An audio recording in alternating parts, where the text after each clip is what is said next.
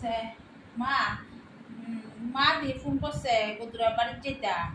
তো কালকা মনে করছিলাম কাম টাম সেরে যাইলাম বলে তুই যাইতাম নি কালকা না না মাত্র আইসো খালি আবার কিতা যেতা এত বাড়ি বাড়ি কিতা তোমার সংসার কাটা দেখবো অনেকদিন হইতো গিয়েছি মার অসুখটা ভালো না করতেছে যাইতাম এখন কিতা করতাম আমরা যদি ফোন তুলে যাবো কি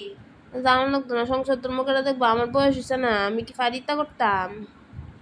আমরা বুঝি একদিন বুঝি সংসারটা সামলাই যাচ্তেন আমি তো সব করি তুই যাবো